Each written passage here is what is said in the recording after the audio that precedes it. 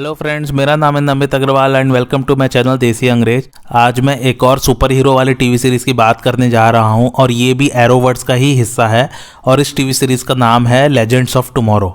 मेरी तरफ से इसके लिए रिकमेंडेशन मस्ट वॉच है, ज़रूर देखिए, अच्छा शो है बहुत ही। इससे पहले कि मैं रिव्यू चालू करूं, आप लोग जल्दी से मेरे चैनल को सब्सक्राइब कर लीजिए ताकि आपको और भी टीवी सीरीज़ के रिव्यू के नोटिफिकेशन मिल सके। तो इसके डिस्क्रिप्शन की बात करता हूँ। एक अपराधी है जो कि टाइम ट्रैवल कर सकता है, यानी कि समय में भूतकाल या भविष्य काल में यात्रा कर सकता है। वो एक हीरोज और विलेंस की टीम बनाता है ब्रह्मांड को बहुत बड़े अपोकैलिप्स से बचाने के लिए। तो अगर मैं इसे सिंपल शब्दों में कहूँ तो ये एक super hero time travel series है। और वैसे मैंने जो अभी आपको प्लॉट एक्सप्लेन किया है वो ऑलमोस्ट हर सीजन में ऐसा ही होता है। कोई ना कोई ऐसी मुसीबत आ पड़ती है जिससे पूरा ब्रह्मांड तबाह हो सकता है, इसलिए हर सीजन में ये group of heroes and villains universe को उससे बचाते हैं। और इसमें ये जो ग्रुप है हीरोज और विलेंस का, इन्हें लेजेंड्स कहते हैं। अब आपको सुनने में लग रहा होगा कि ये बहुत ही सीरियस, डार्क और इंटेंस सीरीज होगी, बट ऐसा कुछ नहीं है। ये बहुत ही, अपने हिंदी टर्म में बोले तो बकर सीरीज है। मतलब इसमें जितने भी लेजेंड्स हैं सब एक नंबर के नमूने हैं। सभी कैरेक्टर्स ऑसम हैं और फुल ऑन कॉमेडी और मस्ती चलती रहती है इस शो में। और सही में बताऊं तो फर्स्ट सीजन वाला अपोकैलिप्स तो एक विलेन के कारण ही हुआ होता है, लेकिन कुछ सीजन्स में इन लेजेंड्स की गलती की वजह से भी यूनिवर्स खतरे में आ जाता है और फिर ये लोग उस गलती को सुधारने के चक्कर में और गलतियां करते चले आते हैं। और यकीन मानिए ये सब देख के आपको बहुत ही फनी लगेगा। सभी एक्टर्स की एक्टिंग बहुत ही अच्छी है।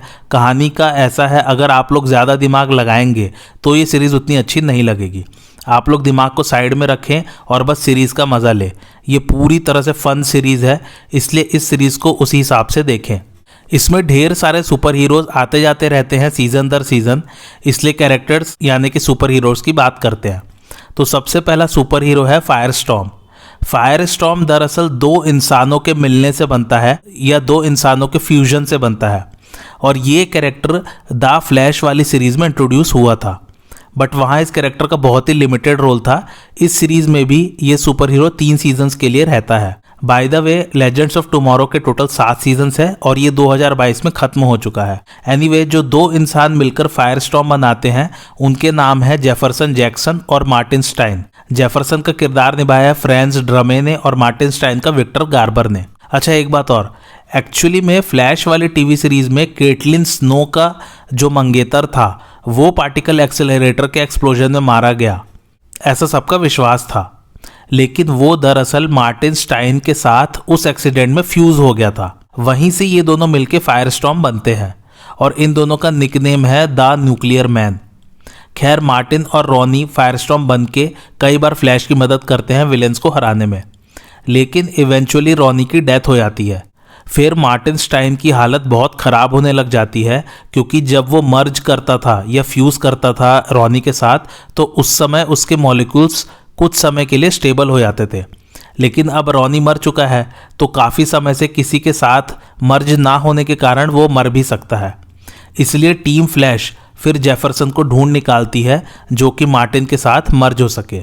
जब टीम फ्लैश ढूंढ रही होती है उस इंसान को जो मार्टिन के साथ फ्यूज हो सके, तो उन्हें ऐसा इंसान चाहिए था जिसके मॉलिक्यूल्स मार्टिन के साथ कंपैटिबल हो, और वो जेफरसन निकलता है। एनीवे, इस प्रकार फायरस्टॉर्म क्रिएट होता है। इसकी बहुत सारी एबिलिटीज़ हैं, जैसे कि super human strength, endurance, speed, ये सब तो है ही। इसके अलावा न्यूक्लियर फायर को कंट्रोल करने की शक्ति, न्यूक्लियर फायर को जनरेट करने की शक्ति, किसी भी ऑब्जेक्ट या मैटर को किसी और ऑब्जेक्ट या मैटर में चेंज करने की शक्ति, उड़ने की शक्ति, रीजनरेशन की शक्ति, किसी भी एनर्जी को एब्जॉर्ब करने की शक्ति, और भी ढेर सारी शक्तियाँ। दूसरे सुपर हीरो का नाम है एटम और इनका किरदार निभाया है ब्रैंडन रूथ ने। और ये कैरेक्टर एक्चुअली एरो वाले टीवी सीरीज में इंट्रोड्यूस किया गया था। एटम का रियल नाम है रे पामर सीरीज में, और ये पामर इंडस्ट्रीज का मालिक है। ये कैरेक्टर बहुत ही चीयरफुल कैरेक्टर है। और ब्रैंडन रूथ, अगर आपको याद होगा तो ये सुपरमैन मूवी में काम कर चुके हैं 2007 में। और जैसा कि मैंने क्रॉसओवर के बारे में आपको बताया था पिछले एपिसोड में, तो एक सीजन में एक्चुअली 2-3 यूनिवर्स के सुपरमैन एक साथ दिखाते हैं। तो उसमें एक तो स्मॉलविल वाला सुपरमैन होता है, आपको याद होगा मैंने स्मॉलविल का भी रिव्यू किया है इस चैनल पे। दूसरा सुपरमैन ये ब्रैंडन रूथ होता है, और तीसरा अभी एक नई सीरीज चल रही है जिसका नाम है सुपरमैन एंड लोइस, उसमें से होता है एक सुपरमैन।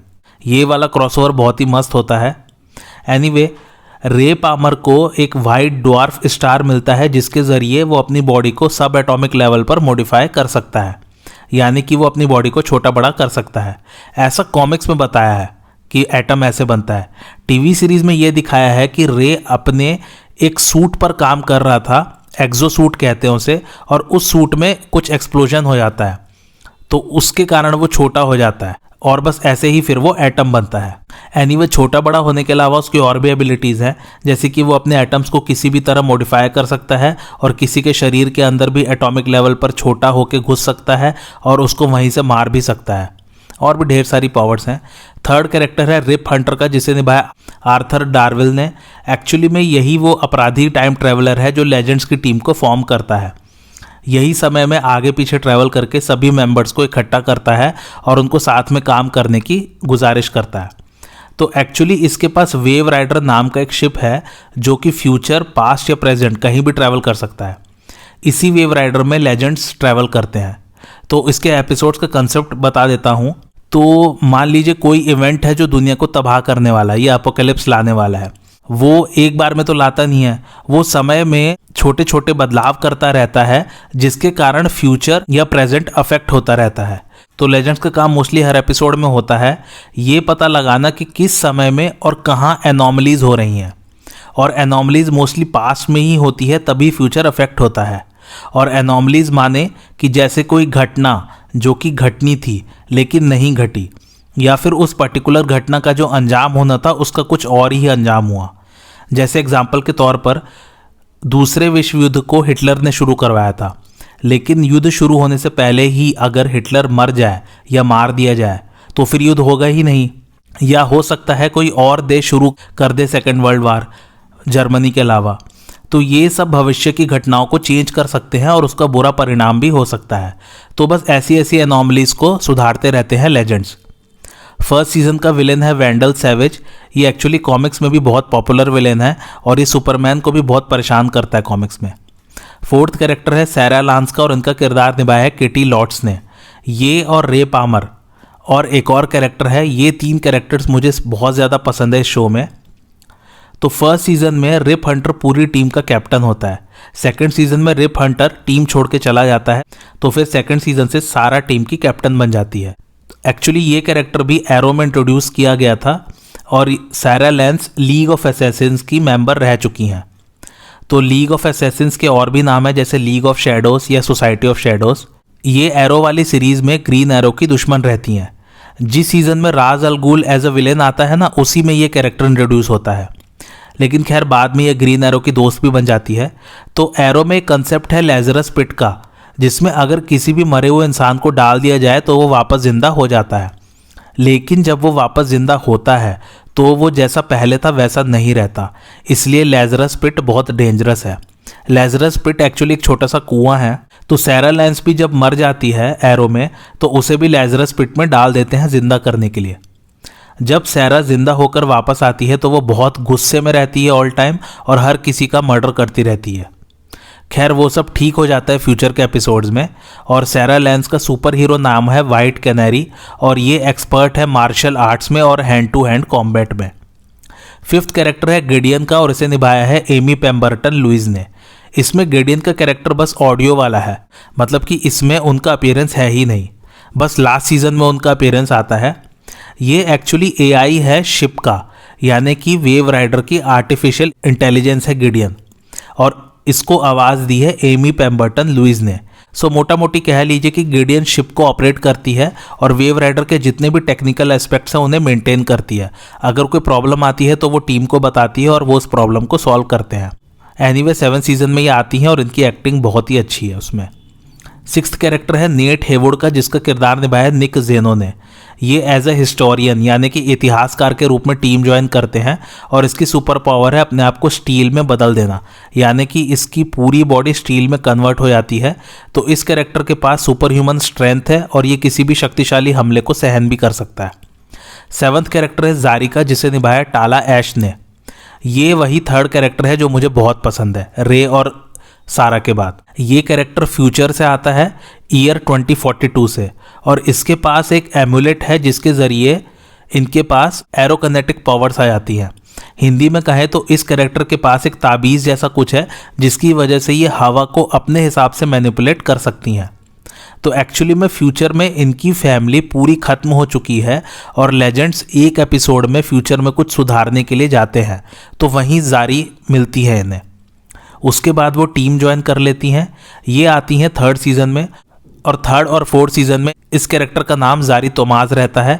लेकिन 5th सीज़न से इनका कैरेक्टर चेंज हो जाता है, क्योंकि 4th सीज़न के एंड में कुछ ऐसा हुआ होता है जिसकी वजह से फ्यूचर चेंज हो जाता है, और जारी फ्यूचर में अब एक बहुत बड़ी इन्फ्लुएंसर है सोशल मीडिया पर। तो उसका कैरेक्टर टोटली 180 डिग्रीज का टर्न ले लेता है। इस कैरेक्टर में अब एटीट्यूड आ गया है, फैशन सेंस आ गया है, और खूब सारे फैंस हैं इस कैरेक्टर के। और जारी का भाई भी जिंदा हो जाता है जिसका नाम है बहरात तराजी, तो वो भी टीम ज्वाइन कर लेता है। तो जारी का अब नाम हो गया जारी तराजी, जबकि पहले था जारी तोमाज। लेकिन एक ट्विस्ट है, जारी तोमाज और जारी तराजी दोनों एम्यूलेट शेयर करते हैं। वो सब कैसे होता है वो जानने के लिए आप लोग सीरीज़ देखिए। और जारी तोमाज इसमें नेट हेवुड का लव इंटरेस्ट है। 8th कैरेक्टर है एवा शार्प का, जिसे निभाया जेस मकैलन ने। ये एक्चुअली टाइम ब्यूरो की डायरेक्टर है। टाइम ब्यूरो इसमें एक ऐसी अथॉरिटी है जो समय से रिलेटेड सारे इवेंट्स पर नज़र रखती है, और अगर कहीं कुछ उल्टा सीधा होने वाला है या हो रहा है तो फिर वो उस इवेंट को कंट्रोल करती है। लेकिन धीरे धीरे रिवील होता है कि टाइम ब्यूरो एक्चुअली में एक करप्ट ऑर्गेनाइजेशन है, और फिर एवा जो पहले लेजेंड्स की दुश्मन होती थी वो बाद में लेजेंड्स की टीम ज्वाइन कर लेती हैं। एवा शार्प इसमें सारा लांस का लव इंटरेस्ट है, और बाद के सीजन्स में पता चलता है कि एवा शार्प एक्चुअली में एक क्लोन है जो कि आई है फ्यूचर से ईयर 2213 से। अब ये तो सब मेन कास्ट मेंबर है। एक्चुअली एक और मेन कास्ट मेंबर है और उसका नाम है मिक रोरी, और उनका किरदार निभाया है डोमिनिक परसेल ने। इनका सुपर हीरो वाला नाम है हीट वेव, और इस कैरेक्टर के पास एक गन है जिससे आग निकलती है, इसलिए इस कैरेक्टर का सुपर हीरो नाम है हीट वेव। और भी ढेर सारे सुपर हीरोज आते जाते रहेंगे, जैसे कि हॉक गर्ल, हॉकमैन, ये दोनों 1st सीजन में रहते हैं। उसके बाद आएंगे Vixen, Captain Cold, John Constantine, Nora Darhk, Mona Wu, Astra Logue, और भी ढेर सारे। सभी सीजन्स की कहानी मस्त है। वियर्ड से है वैसे सभी सीजन्स की कहानी, बट जैसे मैंने कहा कि ज़्यादा दिमाग लगाएंगे तो अच्छी नहीं लगेगी ये सीरीज़। प्रोडक्शन के बारे में कुछ खास बात करने को नहीं है, बस इतना कहूँगा कि ये शो अचानक से बंद कर दिया गया, क्योंकि इसके क्रिएटर का कहना है कि उन्हें खुद भी नहीं पता था कि ये शो बंद होने वाला है। और 7th सीजन के लास्ट एपिसोड में बूस्टर गोल्ड नाम का सुपर हीरो इंट्रोड्यूस किया गया था, और अगर इसके आगे सीजन्स आते तो बूस्टर गोल्ड भी टीम का एक मेंबर होता। खैर, CW नेटवर्क के चेयरमैन का भी कहना था कि वो भी शो को कंटिन्यू करना चाहते थे, लेकिन वार्नर ब्रदर्स ने शो को कैंसिल कर दिया। एनीवे, मेरा रिकमेंडेशन मस्ट वॉच है। रीजंस मैंने बता ही दिए हैं।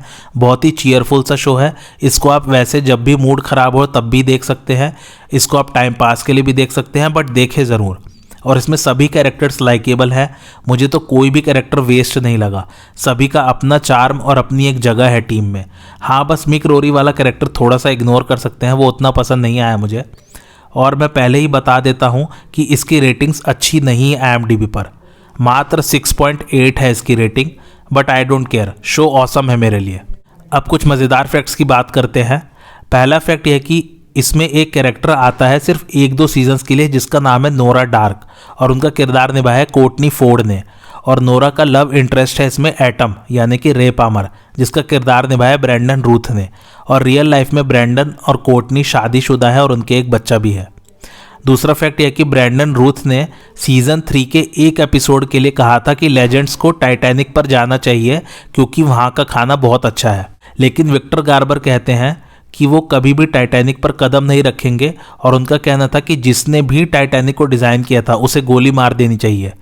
वो मजाक कर रहे थे क्योंकि विक्टर गार्बर ने 1997 में टाइटैनिक मूवी में थॉमस एंड्रूज का किरदार निभाया था, जो कि एक इंजीनियर और शिप बिल्डर था टाइटैनिक का। ये मूवी जेम्स कैमरन की थी।